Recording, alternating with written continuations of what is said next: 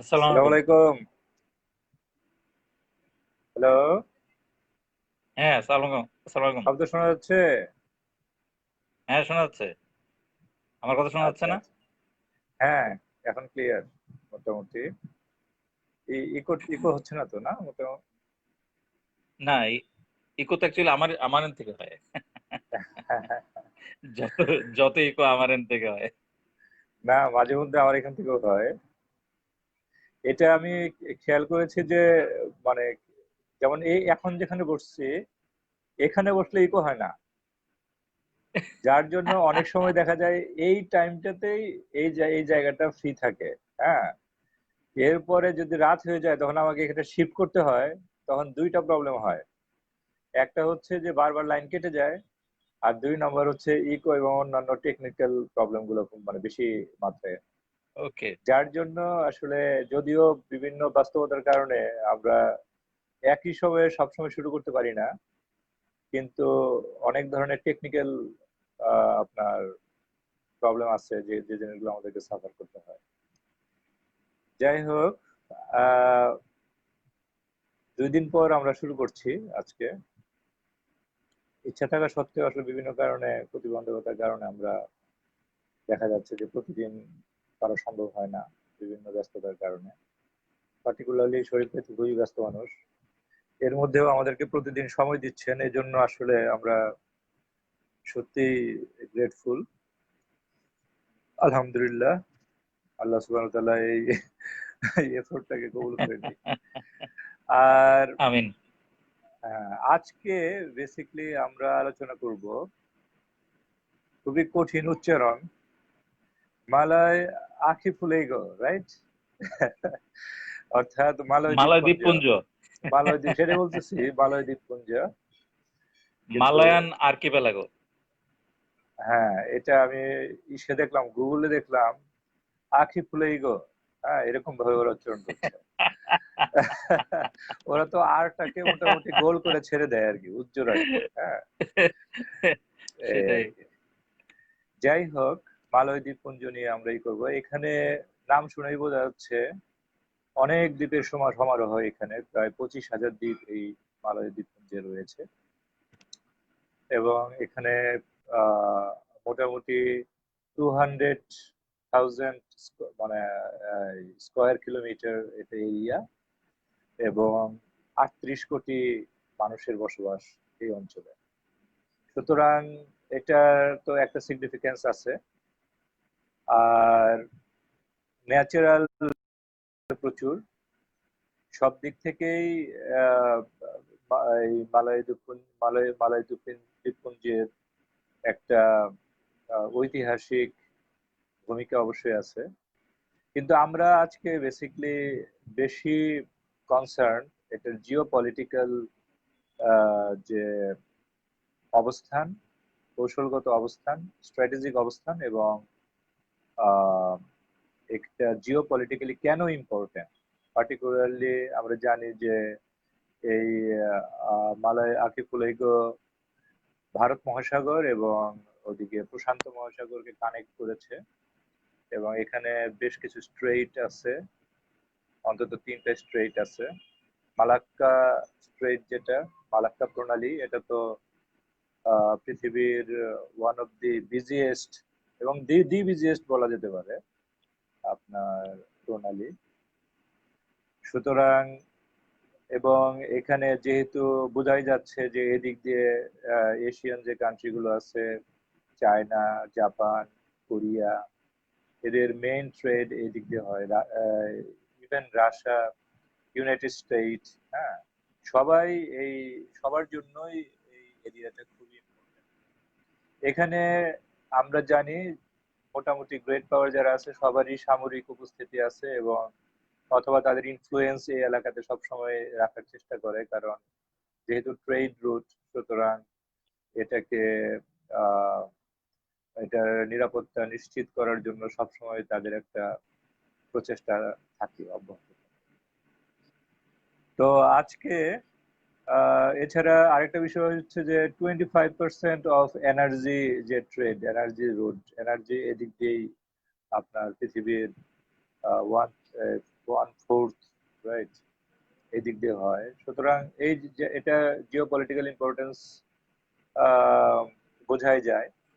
কিন্তু আমরা আরো স্পেসিফিক, এবং আমরা আবার এর আগে চায়না, সাউথ চায়না সি নিয়ে যখন আলোচনা হয়েছে, কিছুটা আমরা এই এরিয়া নিয়েও আলোচনা করেছেন আপনি। তো আজকে আরো স্পেসিফিক, আরো বিস্তারিত এবং আরো ক্ল্যারিফাই করার চেষ্টা করবো এই এলাকা নিয়ে। তো প্রথমেই আমি আপনাকে ওভারঅল জিও পলিটিক্যাল ইম্পর্টেন্স, এটার জিওগ্রাফিটা এবং জিও পলিটিক্যাল ইম্পর্টেন্সটা যদি আপনি একটু ওভারঅল একটা আউটলুক যদি আমাদেরকে দেন। আমার মনে হয় এখানে প্রথমেই আমাদের চলে যেতে হবে ম্যাপের মধ্যে। হ্যাঁ, আমরা ম্যাপে যাই। জি। Okay?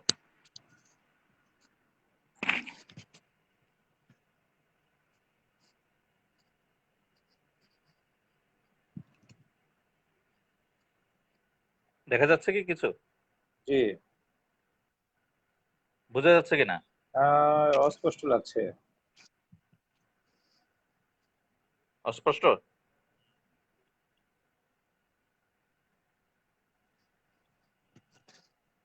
অস্পষ্ট লাগছে? আহ, জি, এখন পর্যন্ত তাই লাগছে। আমার মনে হয় আপনি আরেকবার কানেক্ট হলে ভালো হয়, কারণ শুরু থেকে আপনাকেও অস্পষ্ট লাগতেছিল। আচ্ছা, ঠিক আছে।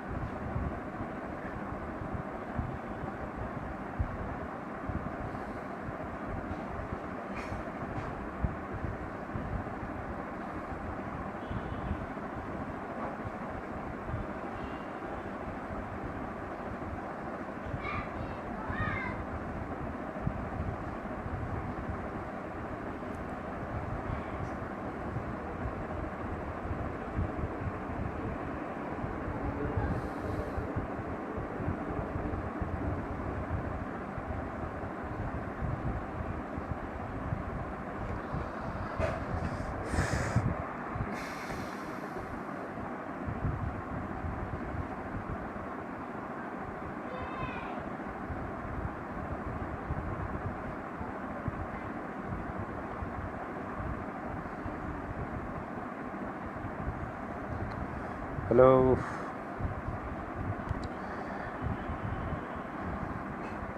শরীফ ভাই, তো কানেক্ট দেখা যাচ্ছে না আপনাকে।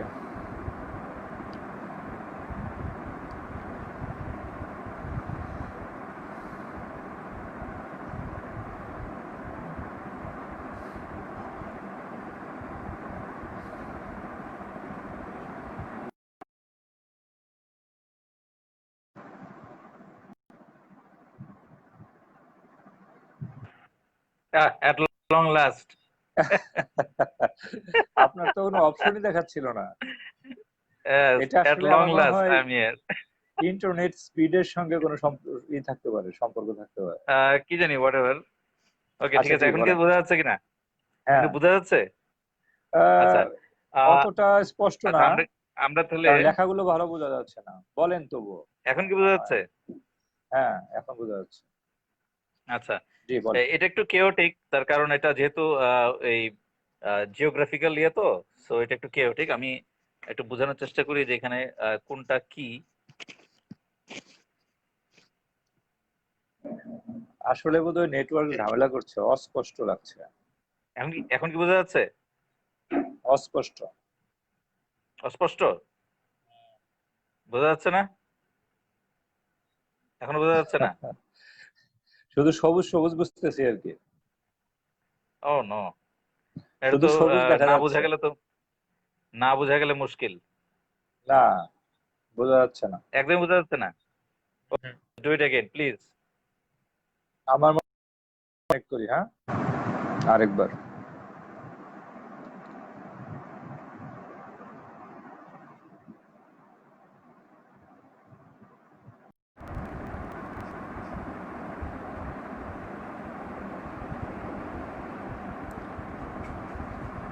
আল্লাহ।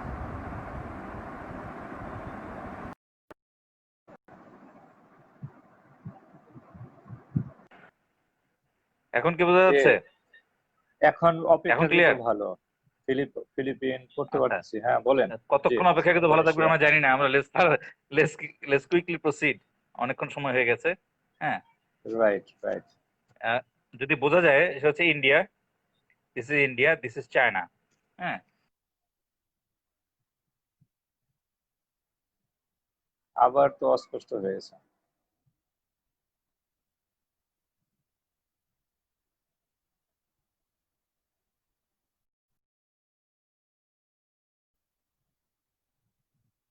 বোঝা যাচ্ছে কিনা? একদম না বোঝা গেলে বলো। হ্যাঁ, ভয়াবহ, ভয়াবহ, ভয়াবহ। আগে আগে ভালো ছিল। আগে মনে হয় ভালো এখন ছিল। একদমই বোঝা যাচ্ছে না। আহ, আচ্ছা, আমার মনে হয় বলেন, বলতে থাকেন, আস্তে আস্তে আসতে পারে। আচ্ছা, this is India, okay, ji. And this is China. আমরা হুম, কিন্তু হুম। দুইটা কিন্তু বারবার বলেছি, ইন্ডিয়া এবং চায়না লার্জেস্ট পপুলেশন সবসময়। হ্যাঁ, যেটা কারণে চায়না ইতিহাসে এবং সবচেয়ে ইন্ডিয়াতে বেশি বেশি। আহ, হ্যাঁ, সবচেয়ে বেশি ইম্পর্টেন্স কিন্তু সবসময় বাণিজ্যিক কারণে কিন্তু রয়ে গেছে ইন্ডিয়া এবং চায়নার। খেয়াল করে দেখা যাবে ইন্ডিয়া এবং চায়নার মধ্যে ল্যান্ড বর্ডার আছে এদিক দিয়ে। গ্রেটার ইন্ডিয়া এবং গ্রেটার চায়নার মধ্যে ল্যান্ড বর্ডার আছে। তো ল্যান্ড বর্ডার ছাড়া আমরা যদি দেখি, এই অংশটা যদি দেখি, এই অংশটা একদম এতটুকু পর্যন্ত এসছে, দিস ইজ মালয়েশিয়া। আমরা যদি খেয়াল করে দেখি এই অংশটা এতদূর পর্যন্ত এসছে। এইটা অংশটাই কিন্তু জি, জি, ইন্ডিয়া এবং চায়নার মাঝখানে ল্যান্ড ম্যাচ। ইন্ডিয়া এবং চায়নার জি। মাঝখানে ল্যান্ড ম্যাচ হচ্ছে এই অংশটুকু। এর মধ্যে আছে মিয়ানমার, আছে এখানে থাইল্যান্ড বা মালয়েশিয়া। ঠিক আছে, এই অংশটা কিন্তু ইন্ডিয়া এবং চায়নার মাঝখানে, মানে ইন্ডিয়া এবং চায়নাকে ডিভাইড করেছে।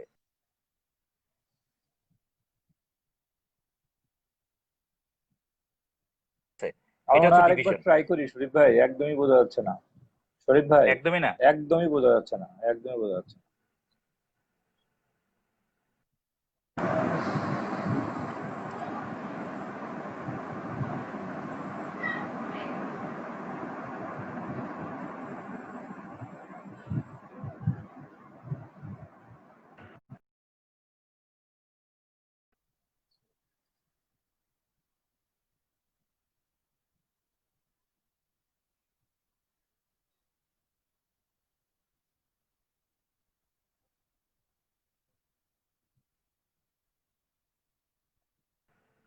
এখন বোঝা যাচ্ছে?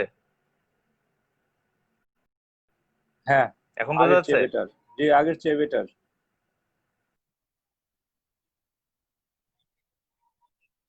না, নেটওয়ার্ক সমস্যা করতেছে, কারণ বোঝা বোঝা যাচ্ছে না। এখন মোটামুটি বলেন। হ্যাঁ। এখন বোঝা যাচ্ছে? হ্যালো। আচ্ছা, আমার এখানে বোধহয় নেটওয়ার্কে আসলে সমস্যা করছে। ওকে, বারবার রিকানেক্ট হওয়ার চেষ্টা করছি। আচ্ছা, আমরা এর আগে ইন্ডিয়া এবং চায়নাটা বললাম এবং আচ্ছা, ইন্ডিয়া এবং চায়নার মাঝখানে ল্যান্ড ম্যাচটা হচ্ছে এই অংশটুকু। হ্যাঁ, যেটা হচ্ছে বার্মা, মালয় উপদ্বীপ, থাইল্যান্ড এবং ইন্দো চায়না, এই পুরোটা এই ল্যান্ড ম্যাচটা। এই ল্যান্ড ম্যাচটা কিন্তু দুইটা দেশ, মানে জি। দুইটা অঞ্চলকে ভাগ করেছে, এটা পার্টিশনের মতন। এই পার্টিশনের এই পাশে পড়েছে বঙ্গোপসাগর এবং ভারত মহাসাগর, আর এই পাশে পড়েছে সাউথ চায়না সি। হ্যাঁ, সো বঙ্গোপসাগর এবং সাউথ চায়না সি এই দুটার মাঝখানে পার্টিশনটা হচ্ছে এই অঞ্চলটুকু। বোঝা যাচ্ছে? আচ্ছা, যদি তাই হয়, এই পার্টিশনটা পার হয়ে কিন্তু এই দুইটা দুইটা সাগরের মধ্যে কানেক্ট হতে হবে। আমরা আগে বারবার বলছিলাম ইন্ডিয়া এবং চায়নার মধ্যে কানেকশনটা ভেরি ভেরি ইম্পর্টেন্ট। কারণ এই দুটার যে ইকোনমিক যে পটেনশিয়াল, এই দুটা পটেনশিয়াল কিন্তু ফুললি ইউটিলাইজ করা যাবে যখন একটা একটার সাথে বাণিজ্য থাকবে। হ্যাঁ, এবং এই বাণিজ্যটা হতে হলে এই যে পার্টিশনটা যেটা বললাম, এই পার্টিশনটা পার হয়ে আসতে হবে। হ্যাঁ, দ্যাট মিনস এই ল্যান্ড ম্যাচটাকে পার হয়ে আসতে হবে, এবং ল্যান্ড ম্যাচটা যখন পার হতে হয় তখন কিন্তু এখানে যে অন্যান্য আইল্যান্ড গুলো আছে সেই আইল্যান্ড গুলোর মাঝখান দিয়ে যেতে হয়। দ্যাট মিনস প্রথম রিয়েলিটি হচ্ছে এই পার্টিশনটা, এই ল্যান্ড ম্যাচ। এখানে বার্মা থেকে শুরু করে যে মালয় উপদ্বীপ এবং এখানে যে ইন্দো চায়না, এই ল্যান্ড ম্যাচটা বাধ্য করছে ইন্ডিয়া এবং চায়নার মধ্যে যে কমিউনিকেশনটা সেটা এটা সাউথ দিয়ে যেতে হবে, এবং সাউথ দিয়ে যখন যেতে হয়, তখন তাকে এখানে এই আইল্যান্ডগুলোর মধ্যে দিয়ে যেতে হবে। এই আইল্যান্ডগুলোর মধ্যে যে প্রণালীগুলো আছে সেই প্রণালীগুলোর মধ্যে দিয়ে যেতে হবে। তার মধ্যে প্রাইমারি যে সবচেয়ে ইম্পর্টেন্ট যে প্রণালী সেটা হচ্ছে মালাক্কা প্রণালী, যেটা হচ্ছে মালয় উপদ্বীপ বা মালয়েশিয়া, এখন কারেন্ট মালয়েশিয়া, মালয় উপদ্বীপ এবং এখানে সুমাত্রা দ্বীপ এর মাঝখান দিয়ে। এটা হচ্ছে সবচেয়ে বেশি ইউজড। বাট এটা ছাড়াও আরো কয়েকটা এখানে আরো কয়েকটা কিন্তু এখানে বেশ কতগুলো কিন্তু প্রণালী কিন্তু রয়েছে, জি। যার মাঝখান থেকে জাহাজ কিন্তু যেতে পারে।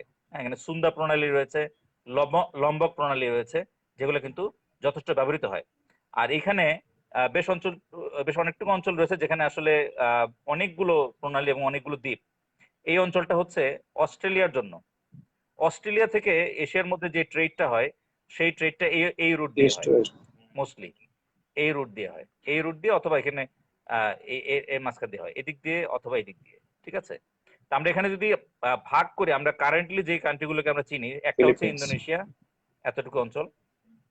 আর একটা হচ্ছে মালয়েশিয়ার দুইটা ব্রুনাই। অংশ। একটা হচ্ছে এই মালয় উপদ্বীপে, আর একটা হচ্ছে সারাওয়াক, এটা হচ্ছে বর্নিও দ্বীপের উত্তর অংশ। হ্যাঁ, আর আরেকটা বড় কান্ট্রি এখানে হচ্ছে আহ ফিলিপিন্স, আর এটা বড় 38 কান্ট্রি কোটি প্রায়। এখানে। আর এখানে সবচেয়ে ছোট কান্ট্রিগুলোর মধ্যে একটা হচ্ছে ব্রুনাই, যেটাকে আমি মার্ক করে রেখেছি ফর সার্টেন রিজন। আমি একটু পরে আমি দেখাচ্ছি কেন এটাকে মার্ক করা হয়েছে। আর এই অঞ্চলটা আমরা একটু আগে যে বলছিলাম যেখানে প্রচুর মানুষ বাস করে, একটা বড় একটা ল্যান্ডমাস, জিওগ্রাফিক্যালি অনেক বড়। হ্যাঁ, অনেক বড় জিওগ্রাফিক্যালি, এবং এট দ্য সেম টাইম এখানে প্রচুর রিসোর্স রয়েছে, একটু আগে তুমি বলছিলা। বাট সবচেয়ে বড় ইম্পর্টেন্ট জিনিসটা হচ্ছে এই দুইটা বড় বড় আহ, যে ল্যান্ডমাস যেখানে সবচেয়ে বেশি মানুষ বাস করে, সেই দুই অঞ্চলটাকে কিন্তু এই যে এই মালয় উপদ্বীপ, সরি মালয় দ্বীপপুঞ্জ, এটা কিন্তু কানেক্ট করেছে, এটা কানেক্টিং। হ্যাঁ, তো এই পুরো অঞ্চলটা মিলে কিন্তু একটা অঞ্চল তৈরি হয়ে যায় ইকোনমিক্যালি, আমরা যদি একত্র ভাবে চিন্তা করি। হ্যাঁ, কারণ এটা কানেক্টেড হতে হবে তাকে সবসময়। এখন এই কানেকশনের জিনিসটা কতটুকু হবে না না হবে সেটা ডিপেন্ড করে এখানকার রুলিং পজিশনে কে আছে। হ্যাঁ, কলোনিয়াল টাইমের আগে একসময় মুসলিমদের আন্ডারে এই অঞ্চলটা ছিল। এখানে ম্যাক্সিমাম কান্ট্রি ইসলাম নেওয়ার কারণে তারা মুসলিম, এবং সেই অনুযায়ী তারা এখানে একটা কানেক্টিং হিসেবে পালন করেছে। এখানে ইন্ডিয়া, চায়না এবং যে মধ্যপ্রাচ্য এবং আফ্রিকা এর মাঝখানে যে কানেক্টিং অঞ্চলটা যে ছিল, এই কানেক্টিং অঞ্চলটা হিসেবে এই মালয়ান আর্কিপেলাগো, মালয়ান দ্বীপপুঞ্জ রোল রোল প্লে করেছে। হ্যাঁ, সেই 13th সেঞ্চুরি থেকে শুরু করে এখানে ইসলামের আবির্ভাব হওয়া শুরু করে, এবং পরবর্তীতে ধীরে ধীরে ধীরে ধীরে অ্যারাউন্ড 16th সেঞ্চুরি অনুযায়ী এখানে ম্যাক্সিমাম লোক কিন্তু এখানে মুসলিম হয়ে যায়। পরবর্তীতে এখানে কলোনিয়াল রুল যখন আসে, কলোনিয়াল রুলে এখানে মেইন রোল প্লে করেছে ব্রিটেন এবং হল্যান্ড।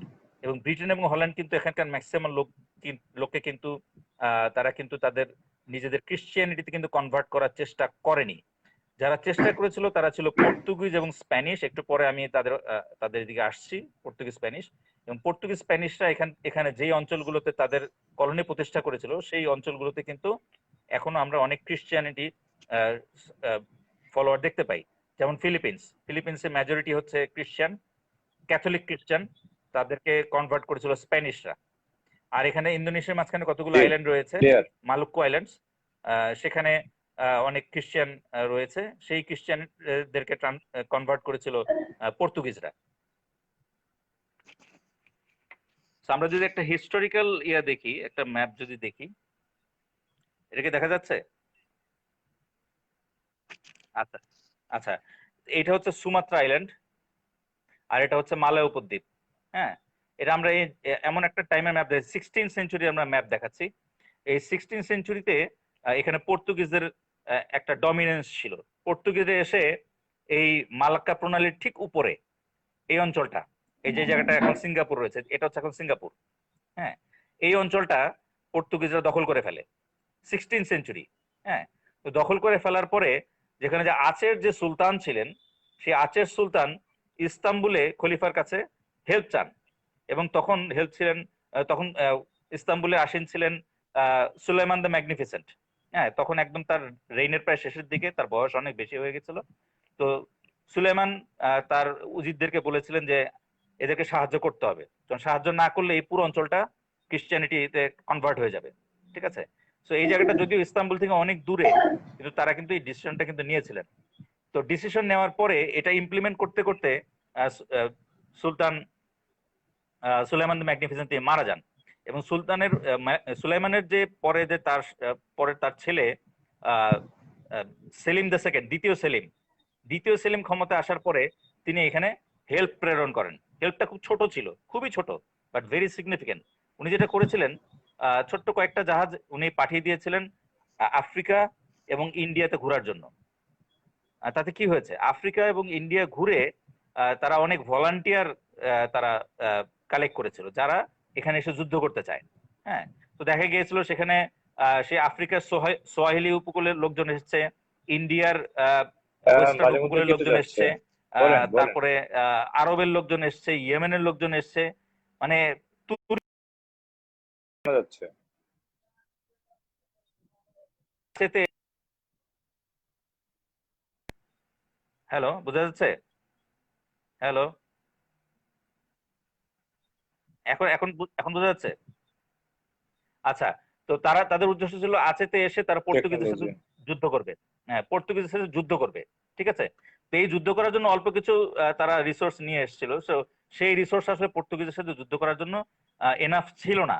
জি। কিন্তু ভেরি ইম্পর্টেন্ট একটা জিনিস সুলতান তাদের সাথে দিয়ে দিয়েছিল, সেটা হচ্ছে একটা টেকনোলজি, কামানের টেকনোলজি। কামানের টেকনোলজি। সো টেকনোলজিটা কিভাবে এসছে? টেকনোলজিটা এসছে কিছু যন্ত্রপাতি দিয়েছিলেন এবং সেখানে কিছু ইঞ্জিনিয়ার ছিল কয়েকজন।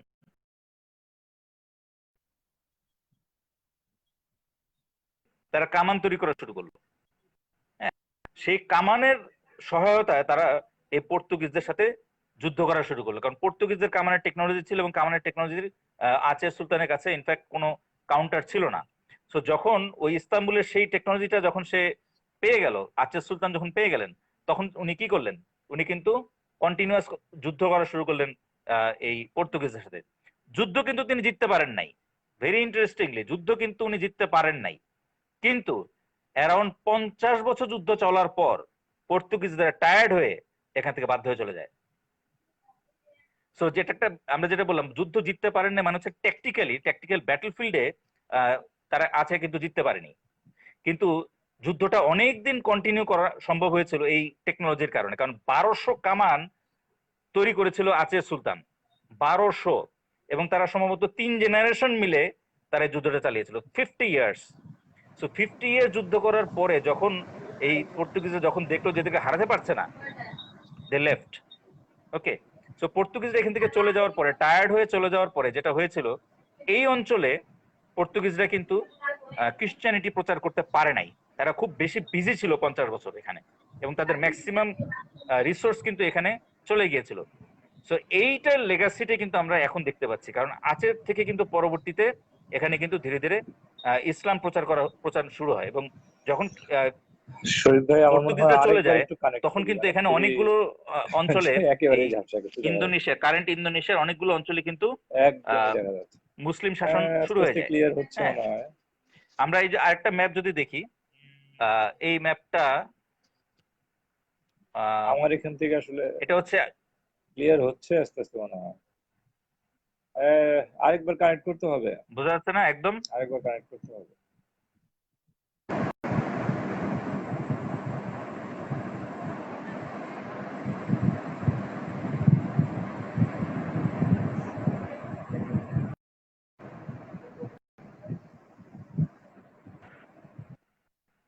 এখন কি অবস্থা? জি, এখন ক্লিয়ার ক্লিয়ার ক্লিয়ার।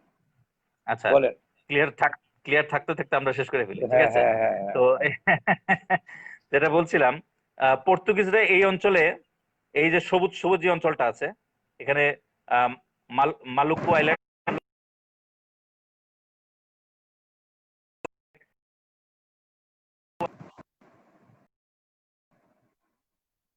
জি।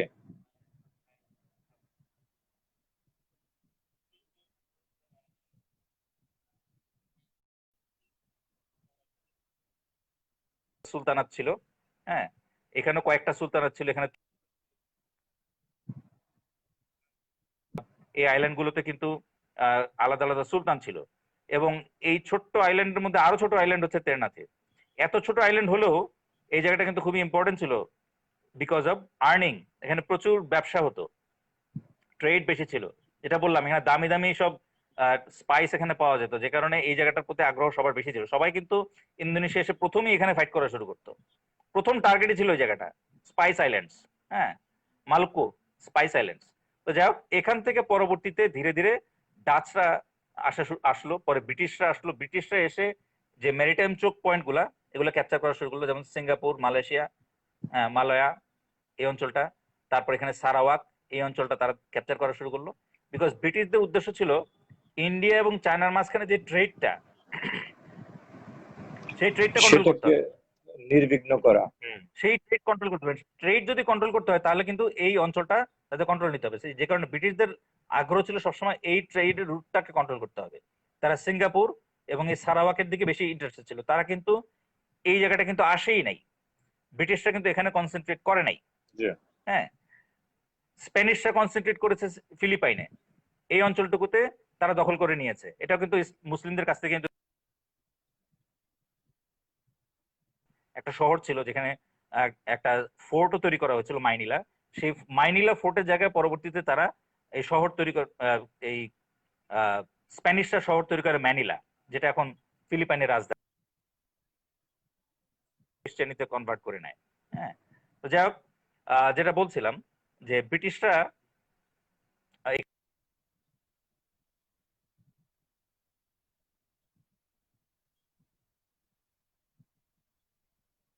তাদের লেগেছিল 300 বছর। 300 বছর লেগেছিল। সেই 1600 সাল থেকে শুরু হয়, 1700, 1800, 1900 সাল পর্যন্ত, শেষ পর্যন্ত 1900 পর্যন্ত লেগে গেছে তাদের পুরোটা অঞ্চল তাদের।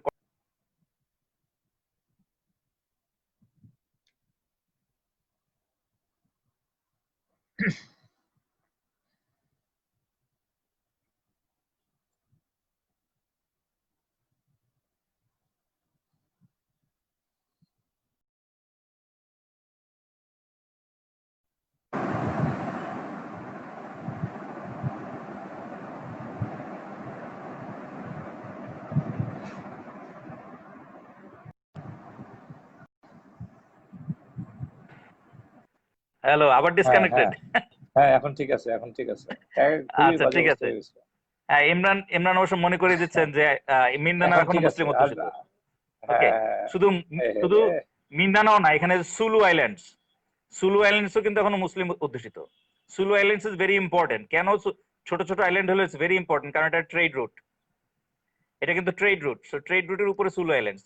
আমরা একটু আগে যেটা বলছিলাম অস্ট্রেলিয়ার সাথে যে ট্রেড রুটটা, অস্ট্রেলিয়ার সাথে ট্রেড রুটটা কিন্তু এটা রাইট। চায়না পর্যন্ত যায় এদিক দিয়ে। হ্যাঁ, এবং আরেকটা হচ্ছে এদিকে ফিলিপাইনে এই সাইড দিয়ে যায়। হ্যাঁ, তো যেটার কারণে এই সুলু আইল্যান্ডস কিন্তু ট্রেড রুট। সো সেখানে যেহেতু এখন মুসলিম অধ্যুষিত, এটা কিন্তু সিগনিফিকেন্ট। হ্যাঁ, তো যাই হোক, আমরা যেটা বলছিলাম যে এই অঞ্চলটা ডাচরা তারা ক্যাপচার করেছিল 300 বছর ধরে। সেই 1600 থেকে শুরু করে 1900 পর্যন্ত তাদের লেগেছে এই পুরো অঞ্চলটা ক্যাপচার করতে, 300 ইয়ার্স। হ্যাঁ, আর এখানে ভেরি ইন্টারেস্টিং মানে ডিসপোজিশন হচ্ছে এখানে বোর্নিও আইল্যান্ডের। আমরা একটু পরে বোর্নিও আইল্যান্ডে আসবো একটু পরে। এটা আরেকটা ম্যাপ দেখাচ্ছি। এই ম্যাপটা 1902 সালের ম্যাপ। হ্যাঁ, এখানে আহ, আমরা বোর্নিও আইল্যান্ডকে দুই ভাগে ভাগ দেখতে পাচ্ছি। আমরা যদি দেখাই, একে দেখা যাচ্ছে বোর্নিও আইল্যান্ড, দেখা যাচ্ছে কিনা? জি, জি,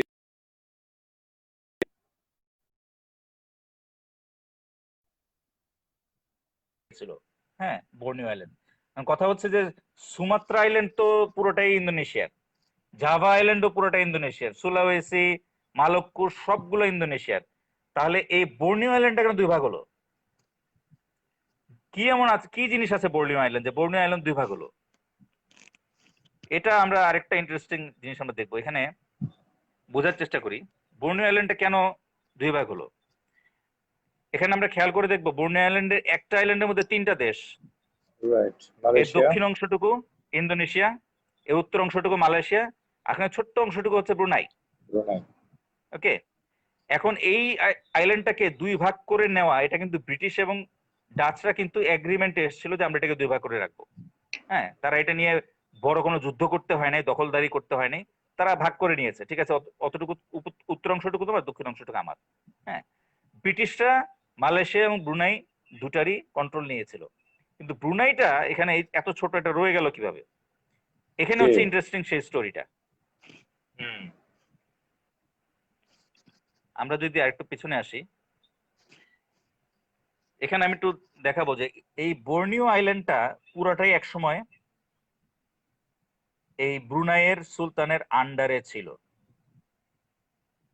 এখানে ব্রুনাইকে জি। দেখানো হচ্ছে 1521, একটা ডেট দেওয়া হয়েছে। এই সময়টায় কিন্তু এই পুরো ব্রুনাই আইল্যান্ডের আশেপাশের যে অঞ্চলগুলা, এখানে অনেকগুলি বন্দর রয়েছে। সবগুলো বন্দরে কিন্তু মানুষ বাস করে, মাঝখানে কিন্তু খুব বেশি একটা মানুষ বাস করে না। এই পুরো অঞ্চলটা কিন্তু পাহাড়ি এবং জঙ্গল। হ্যাঁ, তো এই অঞ্চলটুকুতে ব্রুনাইয়ের সুলতানের ডাইরেক্ট কন্ট্রোল ছিল। হ্যাঁ, আর এর পাশে রয়েছে সেলেবিস, আর এর পাশে রয়েছে মালুক্কো আইল্যান্ডস, আর উত্তরে রয়েছে ফিলিপিন্স। এখানে প্রত্যেকটা জায়গায় আলাদা আলাদা সুলতান ছিল। এই সেলিবিসে সম্ভবত, মানে সুলাবেসিতে সম্ভবত 2জন বা 3জন সুলতান ছিলেন। এই মালক্কুতে ছিলেন আরো 2জন। হ্যাঁ, মাইনিলাতে একজন ছিলেন। এই প্রত্যেক সুলতান ব্রুনাইয়ের সুলতানের সাথে বৈবাহিক সম্পর্কে আবদ্ধ ছিলেন, এবং সকলেই কিন্তু তাদের অ্যালেজিয়েন্সটা দিয়েছিল ব্রুনাইয়ের সুলতানকে। দ্যাট মিনস ব্রুনাই এমন একটা মাঝামাঝি একটা অবস্থানে ছিল যে এখানকার পুরো এরিয়ার কন্ট্রোলার ছিল ব্রুনাই। সো যখন কলোনিয়ালিস্ট এখানে আসলো, তারা যেটা করেছে, তারা এই ব্রুনাই থেকে এই অঞ্চলগুলো ভাগ করেছে। স্প্যানিশরা নিয়ে গেছে ফিলিপাইন্স, পর্তুগিজরা স্পাইস আইল্যান্ডস নিয়ে গিয়েছিল, পরবর্তীতে ডাচদের হাতে চলে যায় সেটা। হ্যাঁ, এটা তারা ভাগ করে নিয়েছিল, এবং পরবর্তীতে ব্রিটিশরা এসে তারা ব্রুনাইকে দুর্বল করা শুরু করে। তো আলটিমেটলি যেটা হয়েছিল, ব্রিটিশরা চেয়েছিল যে এই সুলতান, ব্রুনাইয়ের সুলতান যেন এখানে আর প্রমিনেন্ট কোনো পজিশন না পায়। কিন্তু এখানকার যে অথরিটি গুলো আছে, বিভিন্ন স্টেটের যে এলিমেন্ট গুলো আছে, সেই এলিমেন্ট গুলোকে কন্ট্রোল করার জন্য ব্রুনাইয়ের সুলতানের কন্ট্রোলটা জরুরি। যে কারণে ব্রিটিশরা যেটা করেছে, ব্রুনাইয়ের সুলতানকে নিয়ন্ত্রণ করেছে আশেপাশের অন্যান্য সুলতানদেরকে নিয়ন্ত্রণ করার জন্য, এবং অন্যান্য অঞ্চলগুলোকে কন্ট্রোল করার জন্য। ঠিক আছে, তো যেটার কারণে ব্রিটিশরা ব্রুনাইয়ের সুলতানকে কিন্তু রেখে দিয়েছে, তাকে কিন্তু এখান থেকে সরায় ফেলেনি। ডাচরা কিন্তু আচের সুলতানকে কিন্তু তার বংশ একদম শেষ করে ফেলেছে। লাস্ট সুলতানকে আচেতে দাফন করতে দেওয়া হয়নি। লাস্ট সুলতানের দাফন হয়েছে জাভাতে, সম্ভবত জাকার্তাতে বোধহয় তাকে দাফন করা হয়েছে। তাকে কিন্তু তার, মানে তার মরদেহটা পর্যন্ত আচেতে ফেরত দিতে দেওয়া হয়নি।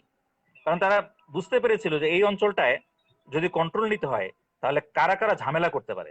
একটা হচ্ছে আছে, কারণ আছের হিস্টোরিক্যাল সেই ব্যাপারটা আছে, তারা ব্যাকগ্রাউন্ড আছে। পর্তুগিজদেরকে এখানে এখানে থাকতে দেয়নি। আরেকটা হচ্ছে ব্রুনাইয়ের কনসারভেশন। সুলতান, ব্রুনাইয়ের সুলতান এই পুরো অঞ্চলটা কন্ট্রোল করতেন। ঠিক আছে, এখানে আমি কিন্তু জাভার কথা কিন্তু একবারও বলিনি। জাভা, এখানে সবচেয়ে বেশি মানুষ কিন্তু জাভায় বাস করে। কিন্তু আমি যদি পলিটিক্যাল যে স্ট্রেংথের কথা বলি, সেই পলিটিক্যাল স্ট্রেংথে কিন্তু জাভা কিন্তু অতটা অ্যাডভান্সড কখনোই ছিল না। যেটা কারণে তারা কিন্তু খুব সহজে কিন্তু ডাচদের আন্ডারে কিন্তু চলে গিয়েছে। ডাচরা কিন্তু জাভাকে নিয়ে কিন্তু চিন্তা করেনি, তারা চিন্তা করেছে আচেকে নিয়ে, তারা চিন্তা করেছে ব্রুনাইকে নিয়ে। ঠিক আছে, সো ব্রুনাইকে ব্রিটিশরা যেটা করেছে, তারা ব্রুনাইকে ছোট করা শুরু করেছে। এই সারাওয়াককে তারা 2-3টা ভাগে ভাগ করেছে, এবং ভাগ করে তারা যেটা করেছে, আগে ব্রুনাই থেকে আলাদা করেছে, তারপর সেগুলোকে ডিফারেন্ট স্ট্যাটাস দিয়ে তারা এগুলোকে রুল করেছে, এবং শেষ পর্যন্ত মালয়েশিয়াকে এই অঞ্চলগুলো দিয়ে গিয়েছে, এবং ব্রুনাইয়ের সুলতানকে ছোট্ট একটু অঞ্চল দিয়ে তাকে রেখে দিয়ে দিয়েছে। তো এটাও একটা ইন্টারেস্টিং ব্যাপার যে আচের সুলতানকে তারা নির্মূল করেছে, কিন্তু ব্রুনাইয়ের সুলতানকে নির্মূল করে নাই। কিন্তু ব্রুনাইয়ের সুলতানের একটা সেই ঐতিহাসিক যে একটা রোল, সেই রোলটার কারণে কিন্তু তার ইম্পর্টেন্স কিন্তু এখনো এখানে রয়েছে। যদিও সে আচ্ছা। কারেন্টলি আমরা বলতে পারি ব্রিটিশ ভাসালি তাকে বলতে পারি। ব্রিটিশ মিলিটারি বেস আছে এখনো ব্রুনাইতে। ব্রিটিশ যে নেপালের গুর্খা সোলজার যারা এখন ব্রিটিশ আর্মিতে রয়েছে, তারা এই ব্রুনাইতে কিন্তু তারা কিন্তু ট্রেনিং নেয়। প্লাস ব্রিটিশদের এখানে ঘাঁটি রয়েছে সিঙ্গাপুরে। আর অস্ট্রেলিয়া নিউজিল্যান্ডের সাথে ব্রিটিশরা এই অঞ্চলটাতে একটা ট্রিটি করে গিয়েছে, এবং সেই ট্রিটির সবচেয়ে ইম্পর্টেন্ট এলিমেন্ট হচ্ছে মালয়েশিয়া এবং সিঙ্গাপুর। সো মালয়েশিয়া এবং সিঙ্গাপুরকে তারা এমন একটা অবস্থানে তারা রেখে গিয়েছে যে এই যে একটু আগে যে বলছিলাম যে এই যে ম্যারিটাইম চোক পয়েন্ট, এই অঞ্চলটা কন্ট্রোল করার জন্য ব্রিটিশরা অস্ট্রেলিয়া এবং নিউজিল্যান্ডকে সাথে করে মালয়েশিয়া এবং সিঙ্গাপুরের সাথে একটা ট্রিটি করে যায় 1970s সেই ট্রিটি কিন্তু এখনো বলবৎ এবং তারা চাইছে সেই ট্রিটিকে হাত ধরেই ব্রিটেন এখানে আবার রিটার্ন করতে চাইছে। এই ট্রিটির হাত ধরে কিন্তু অস্ট্রেলিয়া কিন্তু এখানে একদম প্লেয়ার, অস্ট্রেলিয়া কিন্তু এখন একটা ইম্পর্টেন্ট প্লেয়ার এখানে। হ্যাঁ, তো এই যে অঞ্চলটা, এই এতটুকু অঞ্চলে আমরা যদি কনসেন্ট্রেট করি, এই অঞ্চলটা এখানে একটা আইল্যান্ড রয়েছে মাঝখানে আমরা যদি দেখি, একটু বড় করে যদি আমি দেখাই, বোঝা যাচ্ছে, হ্যাঁ।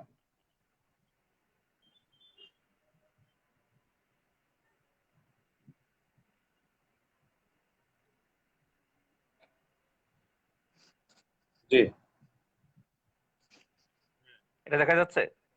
জি জি জি, স্পষ্ট। মিয়াও। হ্যাঁ হ্যাঁ, এটা রিয়াও হচ্ছে রিয়াও রিয়াও। আর্কিপেলাগ। হ্যাঁ, রিয়াও আইল্যান্ডস। আমরা যদি আরেকটু দূর থেকে দেখি, এখানে দেখবো এই জায়গাটা মালয়েশিয়া।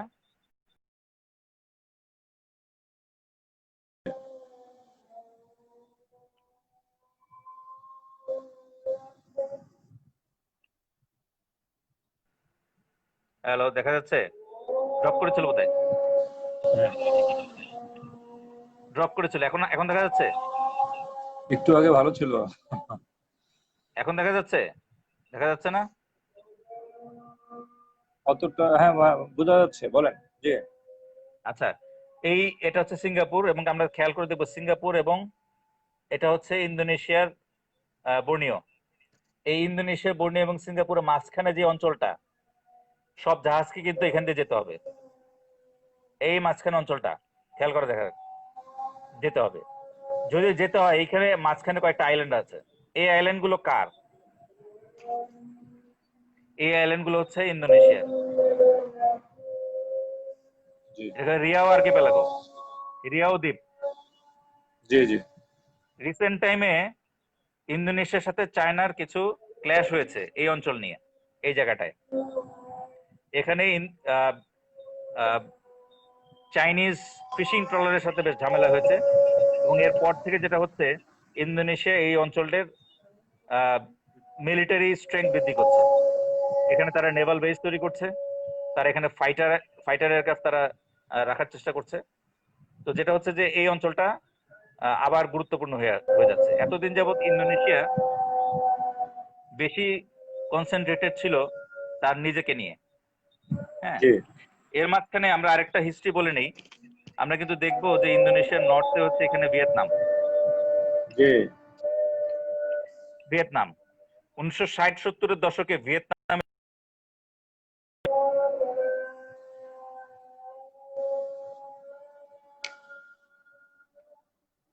হ্যাঁ,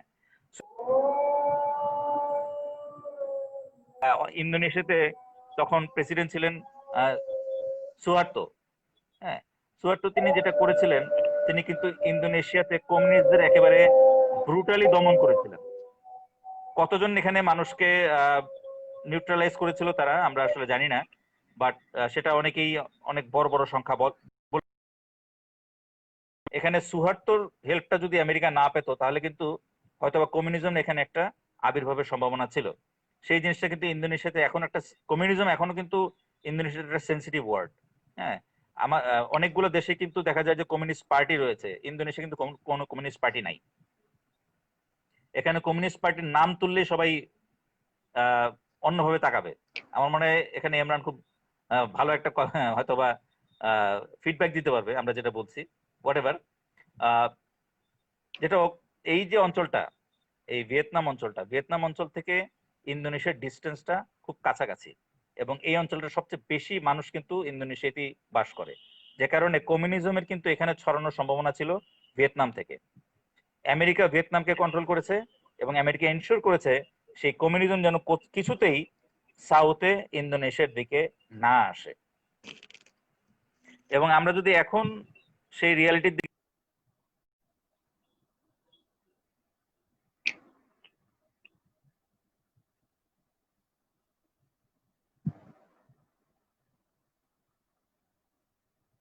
আমেরিকা চাইবে ভিয়েতনাম, সরি, ইন্দোনেশিয়া তাদের সাথে থাকুক, যাতে এই রিয়াও আর্কিপেলাগো কন্ট্রোলের মাধ্যমে তারা অন্তত এই অঞ্চলে চায়নাকে প্রতিদ্বন্দ্বিতা করার মতন আরেকটা শক্তি তারা তৈরি করতে পারে।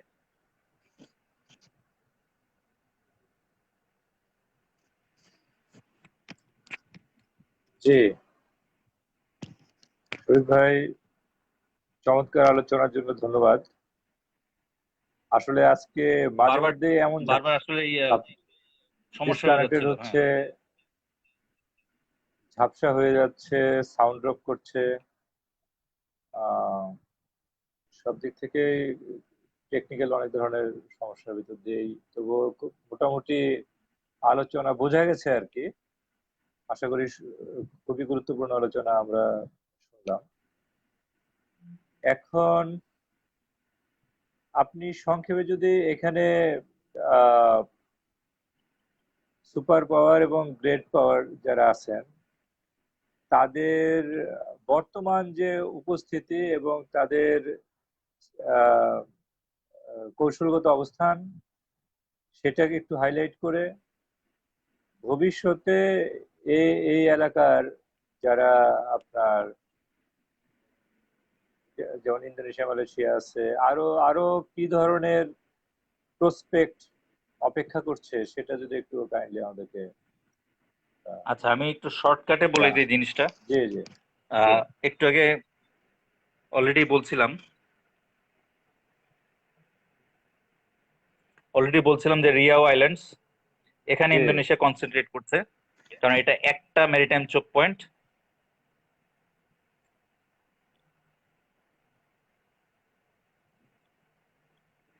আরেকটা মেরিটাইম চোক পয়েন্ট আছে, আমরা যদি দেখি ফিলিপাইনের এই পাশ দিয়ে, ফিলিপাইনের পূর্ব দিক দিয়ে, এটা ইন্দোনেশিয়ার মধ্যে দিয়ে ঢুকছে এই অঞ্চলটা। হ্যাঁ, জি এই জায়গাটায় আমরা যদি দেখব, খুব বেশি জায়গা নাই যেখান দিয়ে আসলে ঢুকতে পারে। এখানে হচ্ছে নর্থ মালুকু, এই আইল্যান্ডটাকে বলা হচ্ছে নর্থ মালুকু। হ্যাঁ, এই নর্থ মালুকুর এই পাশ দিয়েই বেশিরভাগ জাহাজ যাতায়াত করে, এই দিক দিয়ে। জি হ্যাঁ, এখানে হচ্ছে নর্থ সুলাওয়েসি আর নর্থ মালুকু, এই অঞ্চলটা দিয়ে। জি আমরা যদি আর একটু কাছে যাই, ইন্দোনেশিয়া, এই যে আইল্যান্ডটা দেখতে পাচ্ছি, আরেকটা আইল্যান্ড এখানে, এটা জি হচ্ছে, এখানে হচ্ছে ফিলিপিন্স, আর এটা হচ্ছে ইন্দোনেশিয়া। ফিলিপিন্স, ইন্দোনেশিয়া, এই আইল্যান্ড গুলোও ইন্দোনেশিয়ার। আমরা এই আইল্যান্ডটা একটু কাছাকাছি যাই, এই আইল্যান্ডেও কিন্তু ইন্দোনেশিয়া তার সামরিক শক্তি বৃদ্ধি করছে, কারণ এটা হচ্ছে আরেকটা চোক পয়েন্ট।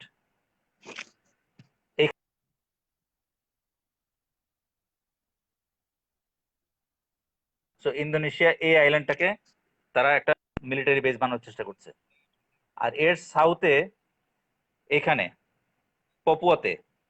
পপুয়াতে, এখানে কয়েকটা নেভাল বেস তারা তৈরি করেছে, এবং এয়ার বেসও তৈরি করেছে এই জায়গাটায়। হ্যাঁ, প্লাস এই সুলাওয়েসিতেও তারা নেভাল বেস তৈরি করছে, ইন্দোনেশিয়া। জি দেখা যাচ্ছে কি এই জায়গাটায়? প্লাস আরেকটা চোক পয়েন্ট হচ্ছে এদিক দিয়ে, হ্যাঁ, বর্নিও আইল্যান্ডের পাশ দিয়ে, এখানেও তারা জি শুরু করতে পারে, এখানেও ইন্দোনেশিয়া মিলিটারি বেস বানাচ্ছে। তো এতদিন যাবত তাদের যেই ফোকাসটা ছিল ইন্দোনেশিয়া নিজেকে নিয়ে, নিজের অভ্যন্তরীণ ইন্টিগ্রিটি বা অভ্যন্তরীণ ভাবে একত্র রাখার যে একটা চেষ্টা, সেটা নিয়ে ইন্দোনেশিয়া বিজি ছিল। হ্যাঁ, এবং সেই বিজি থাকার অনেক কারণ রয়েছে, এখানে অস্ট্রেলিয়া একটা রোল প্লে করেছে। জি তিমুর আইল্যান্ডস, এই আইল্যান্ডটা দেখা যাবে যে ভাগ করা, পূর্ব তিমুর, পশ্চিম তিমুর। হ্যাঁ, তো এই দুইটা ভাগ জি কেন? দুইটা ভাগ এই কারণে, এই অঞ্চলটা সেই পর্তুগিজদের হাতে পড়েছিল। পর্তুগিজরা কি করেছে, এই অঞ্চলটাকে ক্রিশ্চিয়ানিটিতে কনভার্ট করেছে, এবং কনভার্ট করে শেষ পর্যন্ত এখানে একটা ঝামেলা লাগিয়ে রেখেছে, এবং অস্ট্রেলিয়াও সেই ঝামেলাটাকে ইউটিলাইজ করেছে, এবং শেষ পর্যন্ত পূর্ব তিমুর ইন্দোনেশিয়া থেকে আলাদা হয়ে যায়, এবং এখনো কিন্তু পূর্ব তিমুর আলাদা। এবং এটা অস্ট্রেলিয়ার একটা আহ, এটা ইন্দোনেশিয়ার এগেনস্টে অস্ট্রেলিয়ার একটা কার্ড। জি ওয়েস্ট পপুয়া, হ্যাঁ, পপুয়াকে আলাদা করে ফেলার একটা অস্ট্রেলিয়ার একটা প্ল্যান রয়েছে। এবং যে কারণে ইন্দোনেশিয়া এই পপুয়াতে প্রচুর মিলিটারি বেস করেছে। তারা কিন্তু সবসময় খেয়াল রাখে যে এই জায়গাটা যেন ইন্দোনেশিয়া থেকে আলাদা করার জন্য প্ল্যান না করা হয়। ঠিক আছে? সো ইন্দোনেশিয়া এই জিনিসগুলো নিয়ে ব্যস্ত ছিল এতকাল। তো এই রিসেন্ট টাইমে যখন তারা চায়নার কাছ থেকে যখন যে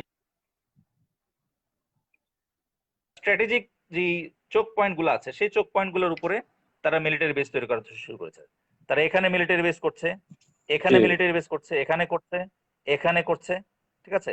এই মিলিটারি বেস গুলো তারা করছে কিন্তু এই অঞ্চলের যে ম্যারিটাইম যে চোক পয়েন্ট গুলো আছে, স্ট্র্যাটেজিক চোক পয়েন্ট গুলো, এগুলো কন্ট্রোল করার জন্য।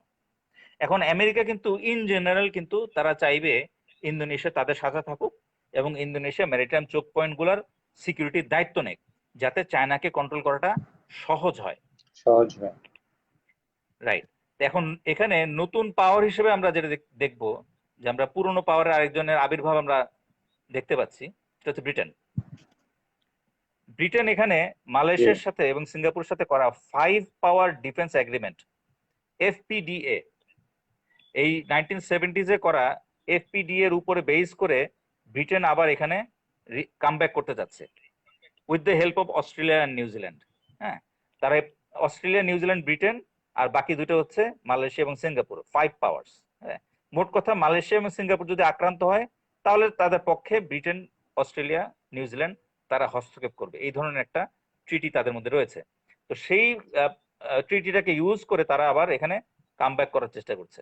সো ব্রিটেন আবার চেষ্টা করছে সিঙ্গাপুর অথবা ব্রুনাইয়ে তাদের মিলিটারি আবার নতুন করে একটা বেস তৈরি করা এবং এখানে নতুন করে অপারেশন তৈরি করা। যে আমেরিকা যখন তার পাওয়ার যখন ধীরে ধীরে সে লুজ করতে যাচ্ছে, তখন ব্রিটেন চাইছে তার তার যে পাওয়ারটা সেটা কিছুটা অন্তত রিগেইন করতে। এটা আমরা এর আগে শেয়ার করতে। ওয়ার্ল্ড ওয়ার্ল্ড অর্ডার নিয়ে আমরা এগুলো নিয়ে কথা বলেছি। আর জি এট দ্য সেম টাইম চায়নার সাথে যখন গ্রেট পাওয়ার কম্পিটিশন হচ্ছে ইউনাইটেড স্টেটস এর, তখন সেই কম্পিটিশনের মধ্যে ব্রিটেনও একটা পার্ট হতে চায়। সেটা আমেরিকার পক্ষে হোক বা বিপক্ষে হোক, সে একটা অংশ সে পেতে চায়, সে একটা গ্রেট গেমের মধ্যে সে থাকতে চায়। সো আমরা কিন্তু ব্রিটিশদের এখানে আরো ইনভলভমেন্ট কিন্তু সামনের দিনগুলোতে দেখবো। আর আজকে আর দক্ষিণ চীন সাগর নিয়ে আর কথা বলছি না, দক্ষিণ চীন সাগর নিয়ে অলরেডি আমরা কথা বলেছি। বাট দক্ষিণ চীন জি সাগরের দক্ষিণের রিয়াও আইল্যান্ডস আমরা বললাম, এটা ইন্দোনেশিয়া এখানে মিলিটারি বেস তৈরি করছে। আর এদিকে সেলেবিস সাগরের দক্ষিণে এখানেও তারা মিলিটারি বেস করছে, সুলাওয়েসিতে মিলিটারি বেস করছে, তারা এখানে ছোট আইল্যান্ড গুলোতে করছে, পপুয়াতে করছে। মোট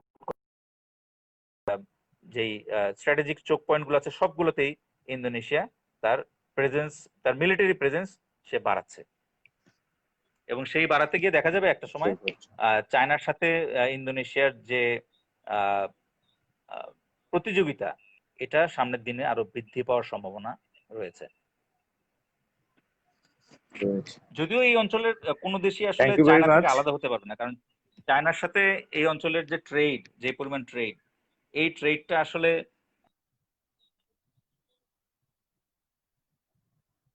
কেউ রিপ্লেস করতে পারবে না।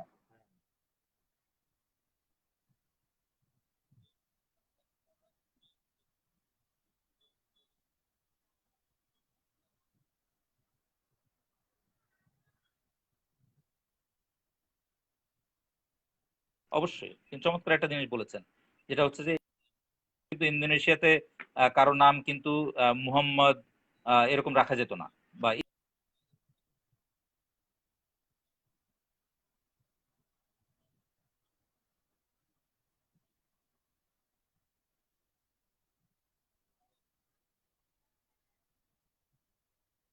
ইসলামী বেশ ধারণ ধারণ না। সো ভোটের রাজনীতিতে তারা একটা ইসলামী বেশ কিন্তু তারা ধারণ করতে বাধ্য হচ্ছে, উইচ মিনস যে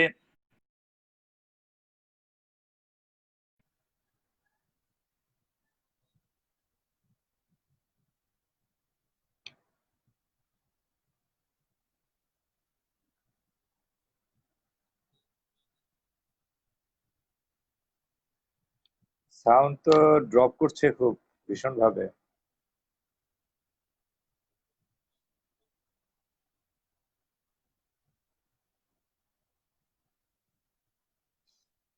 শরীফ ভাইয়ের শব্দ একদমই শোনা যাচ্ছে না।